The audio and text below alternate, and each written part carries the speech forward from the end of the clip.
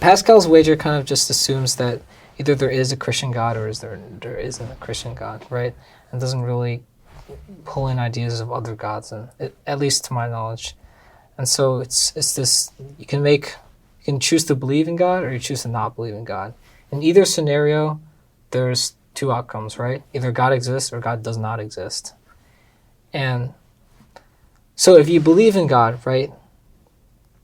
If God exists, you go to heaven. If God does not exist, I guess you forfeited finite pleasures, like pleasures in a finite life. So, you're trying very hard to follow God's laws. You're trying to live according to what He says is good, and so you naturally do give up a lot of these human, earthly pleasures that we would be able to take part in otherwise. So, in a sense, your life on earth may be less enjoyable or whatever. But if you choose not to believe in God, right, and God exists, you go to hell.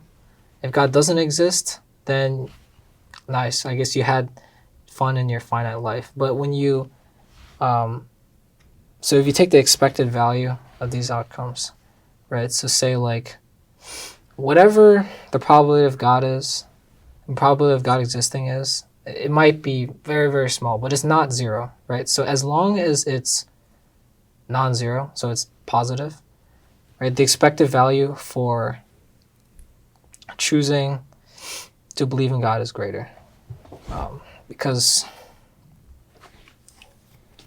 like going to heaven has infinite value, going to hell has negative infinite value. It's clearly the better choice to believe in God.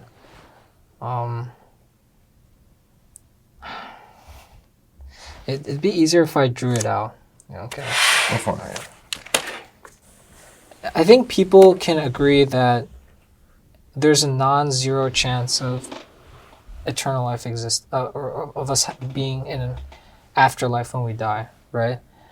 And although many people think that chance is quite small, I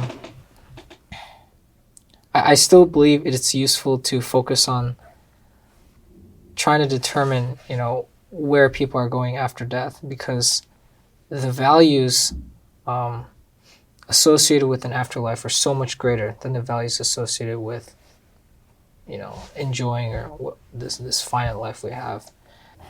Basically, what this diagram shows is that afterlife outcome much more heavily influences the value of your life than what you do in your final life on earth, right? And so I think it's important to try to find out answers to these questions. Try to get as close as we can, even though we might not know it perfectly. Okay, so to give an analogy, right, to make this more concrete, say you're going to live for another 50 years or so, right? Would you rather, act in such a way to have the best possible year next year, 2024, or would you rather act in such a way to ensure you have the best possible, 49 years afterwards, right? So I think it's a clear choice to try to consider this long interval of time after death, right? Even though it may be, people might think it's unlikely that some sort of afterlife exists, right? Because the probability is non-zero, and the value associated with such an afterlife is extremely, extremely high. It's worth looking into. So that's basically all to answer your question. That no, I'm happy that I'm questioning these things. I mean, I think it's good that I'm questioning these things, and I would rather not be ignorant of